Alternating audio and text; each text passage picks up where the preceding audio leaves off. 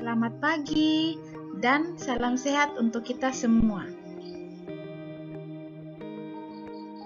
Kali ini kita bahas materi sistem pencernaan makanan pada manusia, khusus untuk organ usus halus dan usus besar. Yang pertama, kita bahas tentang usus halus. Usus halus terdiri dari 3 bagian, ada duodenum atau usus 12 jari, ada jejunum atau usus kosong, dan ileum atau usus penyerapan. Kita lihat bagian yang pertama, duodenum. Jika isi lambung yang bersifat asam masuk ke dalam duodenum, maka sel-sel tertentu pada duodenum akan melepaskan hormon sekretin dan hormon kolesistokinin ke dalam darah.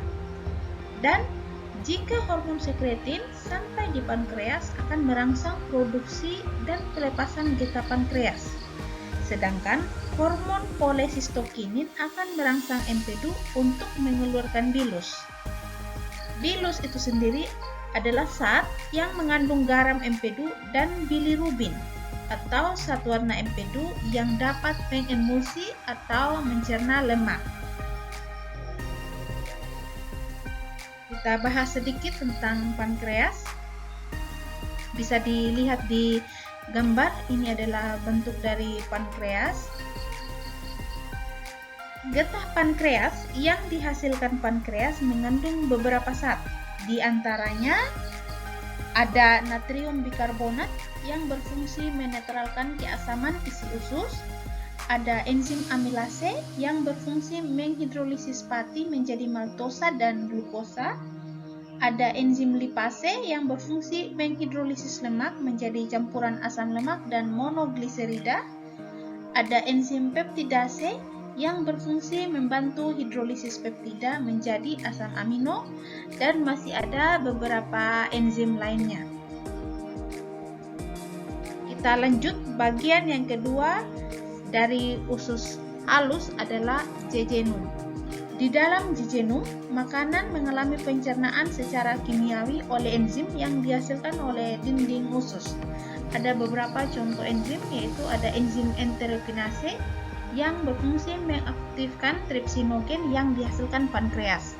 Ada enzim laktase yang berfungsi mengubah laktosa menjadi glukosa. Ada enzim erepsin yang berfungsi mengubah dipeptida menjadi asam amino. Ada enzim maltase yang berfungsi mengubah maltosa menjadi glukosa.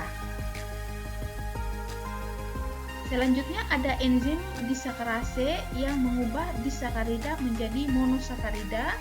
Ada enzim peptidase yang mengubah polipeptida menjadi asam amino. Dan ada enzim sukrase yang mengubah sukrosa menjadi glukosa dan fruktosa. Itu contoh-contoh enzim yang terdapat di dalam jejunum. Dan bagian ketiga dari usus halus adalah ileum atau usus penyerapan. Di dalam ileum banyak terdapat lipatan atau lekukan yang disebut villi atau jonjot usus. Villi itu sendiri berfungsi memperluas permukaan usus sehingga proses terjadinya penyerapan zat makanan akan lebih sempurna. Zat makanan tersebut akan diangkat oleh kapiler darah menuju ke hati. Lanjutan dari usus halus adalah usus besar. Usus besar dikenal dengan istilah kolon. Kolon terdiri dari kolon naik atau kolon ascendent, kolon datar atau kolon transversum, dan kolon turun atau kolon descendent. Fungsi kolon atau usus besar mengatur kadar air sisa makanan. Kolon berfungsi mengatur kadar air sisa makanan agar fesis atau kotoran dalam keadaan tidak cair dan juga tidak padat. Dan bagian akhir dari saluran pencernaan merupakan bagian menggelembung disebut rektum. Ini rektum. Kontraksi rektum dapat menimbulkan terjadinya defekasi, yaitu proses pengeluaran zat-zat sisa hasil pencernaan makanan melalui anus. Demikian penjelasan materi usus halus dan usus besar. Semoga bisa dimengerti dengan baik. Sekian dan terima kasih.